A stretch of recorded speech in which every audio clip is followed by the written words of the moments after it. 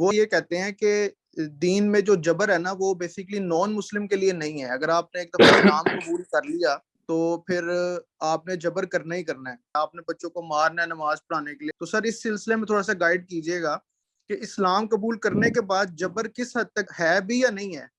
یہ مثال ایک تو یہ جبر کی مثال نہیں ہے جی, یہ تو اسٹریٹجی کی مثال ہے. جب میں یہ کہتا ہوں کہ آپ کی ذمہ داری بچوں کو نماز پڑھانا ہے یا بچوں میں نماز کی تربیت پیدا کرنا ہے, یہ دونوں چیزوں میں فرق ہے جی. آپ کے گھر میں پیدا ہونے والا بچہ جو ہے وہ اس کو آپ کو ایک اچھے بہترین ماحول پرووائڈ کرنا ہے, اور بہترین ماحول کے کچھ حصے ہیں جس کو میں بیان بھی کرتا رہتا ہوں اور انشاءاللہ ادھر بھی بیان کروں گا. جب ہم اس کو ایک اچھی تربیت دینا چاہتے ہیں, ہم اس کے اندر نماز کا شوق پیدا کرنا چاہتے ہیں یا آج کی نماز پڑھا دینا چاہتے ہیں, اور کل جب ہم نہ ہوں, مثال کے طور پر میں اگر دفتر میں ہوں یا کہیں اور ہوں یا بزی ہوں یا wherever I might be not in front of the child, تو وہ پھر آپ سے جھوٹ بھی بولے. میں اس سچویشن سے ذاتی طور پہ گزر چکا ہوں. I can tell you, اگر میرے اندر یہ اندر سے طلب ہی نہیں ہے نماز پڑھنے کی, جب چھوٹا ہوتا تھا, جب زبردستی ہوتی تھی اور مجھے پتا ہوتا تھا کہ سزا مل جانی ہے, تو آسان رستہ یہ تھا کہ جھوٹ بول دیا جائے. اگر پتا ہے کہ جھوٹ نہیں پکڑا جائے گا تو بولنے میں کیا رہ جائے. اس لیے کیونکہ اگر میرا فیوریٹ ٹی وی پروگرام جو ہے اس کے بیچ میں سے مجھے اٹھا دیا جائے گا, بہتر یہ ہے کہ میں اس موقع پر جھوٹ بول لوں, بعد میں اللہ تعالیٰ سے معافی مانگ لوں, کیونکہ پروگرام تو بعد میں نہیں ہونا. ایک بچے کی سائیکی سے آپ دیکھیں